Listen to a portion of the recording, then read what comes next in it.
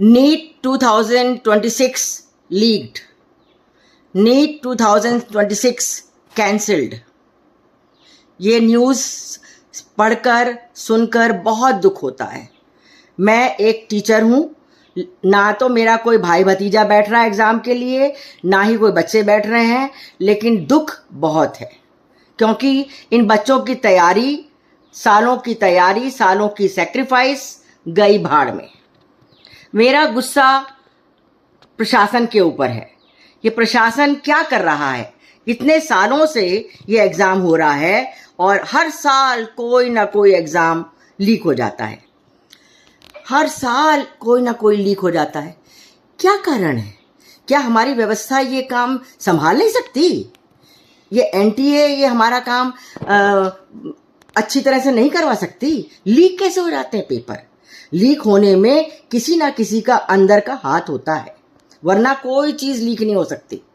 और हमारा जो जैसे हमारा पार्लियामेंट में होता है, जब बजट आता है तो बजट को कैसे सीक्रेसी से करते हैं? उनका अपना प्रिंटिंग प्रेस है, वो अपने आप वहीं करते हैं और कुछ लोग वहीं रहते हैं एक हफ्ते तक और फिर बजट पेश हुआ जाता है। इसी तरह की ये व्यवस्था क्या हम नीट में नहीं ला सकते या कोई भी नेशनल लेवल के टेस्ट में नहीं ला सकते क्या? मेरा यही कहना है कि अथॉरिटीज़ को, हमारे मंत्रालय को स्ट्रिक्ट होना ज़रूरी है क्योंकि हर साल पेपर लीक होता है कोई ना कोई, चाहे टीचर्स का हो, चाहे रेलवेज का हो, बैंक का हो, 12th का हो, जेई का हो। ये क्या हो रहा है? ये हमारे देश को बदनाम करने की बातें हैं। हाँ, पूरे वर्ल्ड में कहीं ऐसा नहीं होता होगा जहाँ हर साल पेपर लीक हो जाता है। ये गलत बात है और ये इम्पॉसिबल नहीं है। हमारे हायर लेवल पे बहुत टैलेंटेड लोग बाग बैठे हैं, वो सब संभाल सकते हैं, सब कर सकते हैं।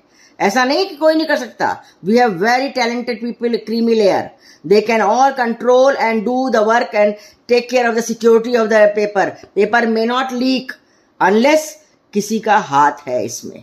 मेरी अथॉरिटी से यही प्रार्थना है कि ये हमें पता करें और फुल प्रूफ मेथड पूरा नेशनल लेवल के टेस्ट या स्टेट लेवल के टेस्ट के लिए करें क्योंकि ये बच्चों पर बहुत बुरा असर डालता है। ये बच्चे हमारे भावी नागरिक हैं।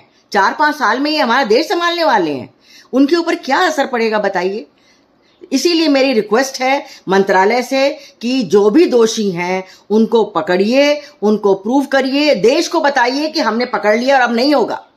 और मेरे देशवासियों से भी यह अपील है कि शांत नहीं बैठो, लड़ते रहो। ये किसने किया पता करो। वो छोटे मोटे छुटपल्ले जो हैं वो नहीं है, किसी हायर अप ने किया ये सब काम। उनको पकड़ो, पकड़वाओ और जो भी लीगल है वो करो, वरना ये सिलसिला साल दर साल चलता रहेगा। हमें बहुत दुख होता है। हम इस देश के नागरिक हैं। हमारे बच्चे नहीं पढ़ने जा रहे हैं, एग्जाम दे रहे हैं, पढ़ चुके, लेकिन हम एज ए नागरिक हमें जागना है, उठना है और जब तक दोषी को सजा नहीं मिलती हमें चुप नहीं बैठना है। मेरा यही अपील है अपने देशवासियों से कि इस जो कुप्रथा हो गई है कि हर साल कोई ना कोई पेपर लीक हो जाता है, जो पैसे वाले हैं वो खरीद लेते हैं, गरीब बच्चा वहीं में लटका जाता है।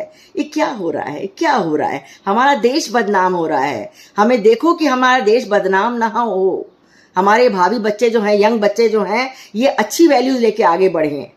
हमें, मेरी अथॉरिटी से यही है प्रार्थना कि अपना प्रिंटिंग प्रेस रखिए, सिक्योरिटी रखिए और पेपर को पहुंचाने के लिए भी बिल्कुल सिक्योर व्हीकल्स होनी चाहिए।